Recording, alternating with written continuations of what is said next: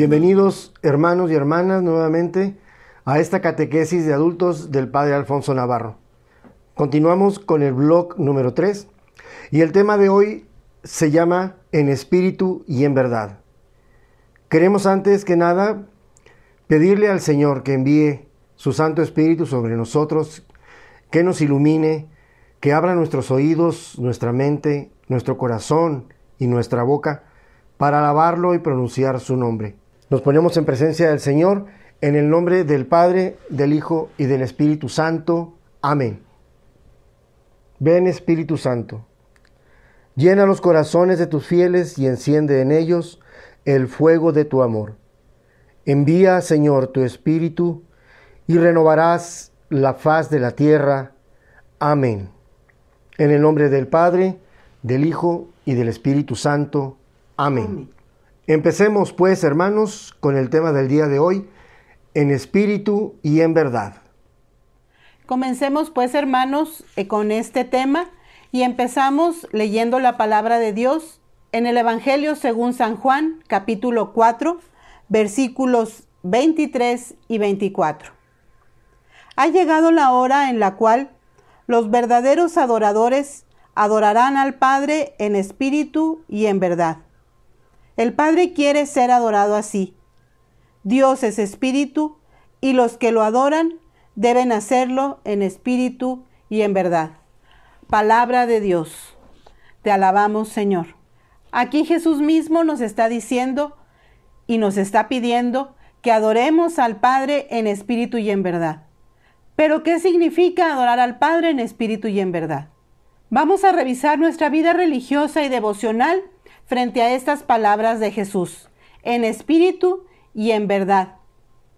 El Espíritu Santo es el que nos anima a todos a que vivamos una vida de oración desde el corazón. El Espíritu Santo debe movernos a orar. El Espíritu Santo debe movernos a estar en la presencia de Dios. Como dice San Pablo, el Espíritu mismo se une a nuestro espíritu para dar testimonio de que somos hijos de Dios. Entonces, necesitamos para empezar el Espíritu Santo en nosotros para que se una a nuestro propio espíritu para poder alabar a Dios. El Espíritu Santo es el que va a provocar y el que nos va a convertir el tener una verdadera comunión con Dios. Pero vamos a definir las palabras en espíritu y en verdad. Y yo quisiera primero que definamos la palabra verdad. La palabra verdad quiere decir que tengamos congruencia, que vivamos igual en el interior que en el exterior. El rito exterior sin el rito interior, pues no tiene sentido. Debemos saber, hermanos, que tenemos un Dios vivo, con el cual debemos tener una relación verdadera. Yo les pongo un ejemplo. Cuando tuvimos novio o novia, teníamos la fotografía de él o de ella. Pero no era suficiente con quedarnos con la pura fotografía. Nosotros queríamos llegar al altar, queríamos casarnos con él o con ella, porque no podíamos vivir una vida plena con una sola fotografía. Así tenemos que vivir esa relación con Dios. No es suficiente con que tengamos solamente una idea de Dios, con que tengamos una fotografía o una escultura o una imagen de Dios. A Dios no se le adora de esa manera. Necesitamos tener una relación plena y completa con Dios. Recordemos que es un Dios vivo, un Dios Padre Creador, y Jesús que no se quedó en la cruz, que sí murió por nosotros, pero que resucitó. Entonces, nuestra relación con Él debe ser así, con la verdad de que tenemos un Dios vivo. La mente y el corazón deben atender el significado de las palabras o de los signos y saber lo que estamos haciendo, porque no podemos estar haciendo un rito religioso y pensando en otra cosa. Voy a poner un ejemplo. ¿Cuántas veces estamos en misa, pero no estamos verdaderamente ahí? Estamos viendo quién llega, quién sale, cómo vienen vestidos, si el padre se equivocó, si no se escuchó. No estamos verdaderamente con nuestro corazón en misa. Cuando Jesús nos está pidiendo que vivamos y que adoremos a Dios en espíritu y en verdad, tenemos que ser congruentes con lo que hay en nuestro corazón y lo que está afuera. Otra cosa muy importante es que debemos de conocer lo que hacemos. Les dije, el rito interior y el exterior tienen que ser o estar en conjunto. ¿De qué sirve que yo esté en misa si yo no conozco la celebración de la misa? ¿A cuántas personas hemos visto que a la hora en que nos ponemos de pie, las personas se ponen de pie porque vieron a alguien que había que hacerlo? ¿Cuántas personas no saben, por ejemplo, por qué el sacerdote cuando entra da el beso al altar? ¿O por qué cantamos el aleluya, el gloria? ¿Por qué en alguna ocasión litúrgica, por ejemplo en Adviento, suspendemos el canto del gloria? Si nosotros no conocemos lo que hacemos, no podemos vivirlo en espíritu y en verdad. Debemos de conocer todo lo que vivimos en nuestra religión. Todos los ritos que hacemos debemos de conocerlos. ¿Para qué? Para poder adorar a Dios en espíritu y en verdad. Otro ejemplo muy palpable en cuanto a no hacer las oraciones o los ritos en verdad es, por ejemplo, cuando rezamos el rosario. ¿Cuántas veces lo rezamos deprisa, como si nos estuvieran correteando? ¿Cuántas veces rezamos el rosario de una manera en que no profundizamos en todas las palabras que estamos diciendo? El que estemos repitiendo constantemente, eso no quiere decir que no lo hagamos en verdad, que no profundicemos cada palabra. ¿O cuántas personas utilizan el rosario en la noche para quedarse dormidos? Yo no digo que esté mal rezar el rosario en la noche, pero no que lo hagas para quedarte dormido. El rosario no es una pastilla para dormir. El rosario es una oración viva y así debemos de vivirlo. Puede ser que hagamos esto porque no tenemos la conciencia de un Dios Padre y de un Jesús vivo que nos escucha, que está pendiente de nosotros y con el cual podemos tener una relación con Él. Estamos acostumbrados a levantar solamente plegarias, peticiones, pero creemos que esas oraciones quedan ahí y no es así. Tenemos un Dios vivo que contesta nuestras plegarias, pero para que nosotros podamos recibir su contestación, debemos hacer también silencio, pero sobre todo, conocerlo en verdad. Cualquier rito que yo realice, necesito entenderlo y conocerlo. Porque si no es así, yo no puedo poner el corazón en ese rito. Vivimos tantas cosas como cristianos en las cuales realmente no conocemos ni hemos profundizado en su significado. Un ejemplo muy palpable es, por ejemplo, Navidad. ¿Cómo vivimos cada uno de nosotros el festejo de Navidad?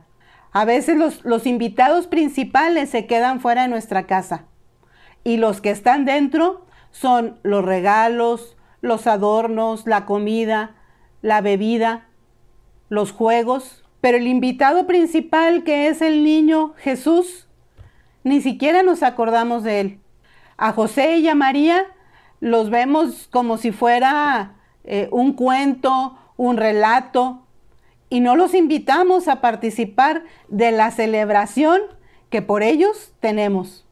¿Cuántos de nosotros todavía tenemos, y voy a decir la costumbre, pero no debe de ser por costumbre, de acostar al niño Dios a las 12 de la noche el 24? ¿Cuántos de nuestros hijos saben realmente y han aprendido por nosotros, sus padres, lo que se celebra en Navidad? Ahora vemos comerciales y pensamos que un señor gordo vestido de rojo es al que debemos de celebrar, y nuestros hijos es al que esperan a ese señor vestido de rojo, en lugar de esperar al niño Jesús, que es el que viene a darnos la salvación.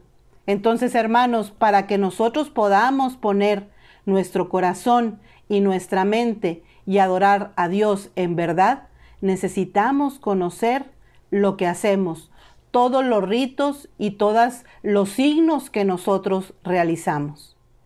Ahora vamos a ver la definición de espíritu. Dice que debemos adorar a Dios en espíritu y en verdad. Y el espíritu es una dimensión del ser humano distinta del alma y contraria de la carne. Pero primero hablemos de adorar a Dios en espíritu, en un sentido, con el Espíritu Santo. Como les dije hace un momento, el Espíritu Santo es el que nos anima a adorar a Dios. El Espíritu Santo es el que nos lleva a alabar y a estar en presencia de nuestro Señor. Y el Espíritu Santo se une a nuestro propio espíritu para que podamos estar en una comunicación clara y verdadera con Dios. Lo que la Biblia llama espíritu es una dimensión, por decirlo de alguna manera, creada por Dios en el ser humano. Así como Dios creó también el alma para cada persona, pero son dos realidades distintas. Muchas personas piensan que el alma y el espíritu son la misma cosa, pero esto no es así. Ambas son espirituales, es decir, también son incorpóreas. Bíblicamente, el ser humano se divide en tres: en espíritu, en alma y en cuerpo. Yo quisiera empezar primero con el cuerpo. El cuerpo es lo físico, lo material, lo que es tangible, lo que es visible, lo que yo puedo tocar con mis manos, lo que yo puedo ver con mis ojos, y por medio del cual podemos percibir la realidad en la que vivimos, el lugar donde residen los sentidos, la sensibilidad y las necesidades orgánicas. Después tenemos el alma. El alma es una realidad inmaterial. El alma nos mueve, le da vida al cuerpo. Ahí reside la inteligencia, lo que se piensa, la voluntad. Ahí tomamos las decisiones con nuestros actos libres y voluntarios y comparte con el cuerpo las emociones y los sentimientos. Espíritu, ruach en hebreo, spiritus en latín. Y el espíritu es una dimensión creada por Dios en el ser humano para poder comunicarnos con Él. Una especie de comunión más directa con Dios. Y yo quisiera aquí leer el Magnificat, porque aquí nos muestra la palabra de Dios cómo alma y espíritu no son lo mismo. Estoy en Lucas 1, versículo 47. Mi alma glorifica al Señor y mi espíritu se alegra en Dios mi Salvador. Palabra de Dios. Te alabamos, Señor. Aquí vemos cómo la palabra de Dios habla sobre el alma y sobre el espíritu. Entonces, esto quiere decir que alma y espíritu no son la misma cosa. El espíritu tiene tres funciones. La primera, que es el conocimiento. Conocer a Dios como persona y no solamente los conceptos sobre Dios, porque eso lo hace la mente. Después tenemos la comunión, pero una comunión directa con Dios, producida por Dios mismo, en una contemplación interior sin necesidad de imágenes o de ideas. La tercera, la conciencia, la luz interior que hace que el hombre distinga entre lo bueno y lo malo. Esa es la voz de Dios que podemos ver en la Biblia. Alma y espíritu no son sinónimos. Vamos a ver por qué. Porque el espíritu se comunica con Dios directamente y Dios se comunica con el espíritu. El espíritu se comunica con el alma y el alma con el espíritu. El alma se comunica con el cuerpo se comunica con el mundo exterior y el mundo exterior entra por los sentidos. El espíritu, y lo voy a decir así literalmente, espíritu con minúsculas, porque no estamos hablando del Espíritu Santo, sino del Espíritu que Dios puso en cada uno de nosotros. Nos dice en Gálatas, vivir en el Espíritu y no en la carne. Y la carne no en el sentido del sexo ni del cuerpo, sino de toda una persona, de todo un ser entero que está sometido a Dios. Fíjense que el plan de Dios es que nuestro espíritu esté sometido a Dios. Que todo lo que nosotros hagamos sea primero pensando en lo que Dios quiere que hagamos. El espíritu tiene que someter al alma y el alma tiene que someter al cuerpo. Si no es así, estamos hablando de desorden y Dios no es un Dios de desorden. Dios es un Dios de orden. Cuando nosotros tenemos este desorden en nosotros, en el ser humano, pues podemos ver lo que estamos viviendo. Cuando no hay una comunión entre el espíritu, el alma y el cuerpo, el ser humano se dedica solo a hacer lo que el cuerpo le pide. Y el cuerpo siempre pide, pues, el placer instantáneo, las cosas fáciles, sin importar si dañamos a alguien o no. En lo que estamos viviendo en estos momentos en nuestro mundo, pues es porque no tenemos un ser integrado completamente. Al espíritu y al alma los hemos relegado y queremos vivir solamente cumpliendo o satisfaciendo las necesidades de nuestro exterior, las necesidades del cuerpo. Cuando el espíritu está débil, funciona mal la inteligencia y la voluntad humanas y el cuerpo manda sus funciones orgánicas, sus sensaciones y sus sentimientos. Dios nos quiere completos. Debemos distinguir entre lo espiritual y lo carnal y lo que hacemos, nuestros actos, por quienes están movidos, por el cuerpo o por el espíritu. Y aquí podemos ver carnal y las obras de la carne. Lo primero es todo lo que es pecaminoso. Lo segundo es algo que es bueno éticamente. Por ejemplo, nuestra vida familiar, el trabajo, nuestra vida social. Y el tercero son actos buenos en sí. Inclusive pueden ser hasta religiosos. Puede ser un trabajo pastoral dentro de la iglesia, pero que no está movido por el espíritu, sino por nuestra carne. El querer hacer lo que yo quiero, como yo quiero, cuando yo quiero, eso es movido por la carne, aunque sea bueno en sí. Hay que saber distinguir entre lo malo, lo vano y lo estéril. Y yo creo, hermanos, que es momento en que nosotros nos revisemos interiormente en este momento. ¿Cómo ha sido nuestra actitud de alabanza a nuestro Dios? ¿Ha sido realmente en espíritu y en verdad? ¿O ha sido única y exclusivamente de dientes hacia afuera? ¿Será que realmente conocemos lo que creemos o lo que decimos creer? ¿Será que realmente conocemos los ritos que nosotros hacemos dentro de la iglesia o los ritos que hacemos en nuestras propias casas, como las oraciones, la oración del Santo Rosario, etcétera? Recuerden, hermanos, que Jesús nos dice que tenemos que adorar al Padre en espíritu y en verdad. No podemos quedarnos solamente con el rito exterior, porque eso sería completamente vano. Recuerden que la palabra de Dios nos dice que no todo el que le dice Señor, Señor, se salvará. ¿Y por qué si le decimos Señor, Señor no nos salvaremos? Porque no basta decirlo solamente de los dientes hacia afuera. Si nosotros lo reconocemos como Señor, hay que actuar en consecuencia. Aprendamos pues, si es que no lo sabíamos, que a Dios debemos adorarlo en espíritu y en verdad. Te damos gracias, Padre, por tu enseñanza. Te pedimos que cale hondo en nuestro corazón y que podamos adorarte siempre en espíritu y en verdad, en todos nuestros actos y en donde estemos. Amén. Es así como terminamos por el día de hoy. con el tema En espíritu y en verdad. Queremos invitarlos a que continúen con esta serie de videos, que le den like, que se suscriban y que activen la campanita.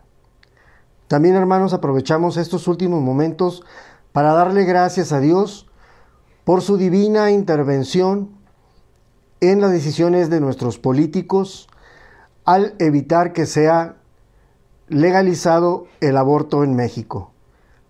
Estamos muy alegres porque Nuestra Señora de Guadalupe ha escuchado nuestras plegarias, ha visto nuestras oraciones y se las ha presentado a Jesús su Hijo. Y es así como Dios, como siempre con mano fuerte, ha derrotado una vez más al mal. Y nos despedimos rogándole precisamente a Nuestra Señora del Cielo que siga suplicando ante su Hijo para que el bien siga triunfando.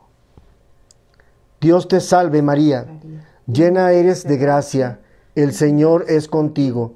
Bendita eres entre todas las mujeres y bendito es el fruto de tu vientre, Jesús. Santa María, Madre de Dios, ruega por nosotros pecadores, ahora y en la hora de nuestra muerte. Amén. Dulce Madre, no te alejes, tu vista de nosotros no apartes. Ven con nosotros a todas partes y solos nunca nos dejes. Ya que nos proteges tanto como verdadera Madre, ruega que nos bendiga el Padre, el Hijo y el Espíritu Santo. Amén. Bendiciones para todos. Dios los bendiga.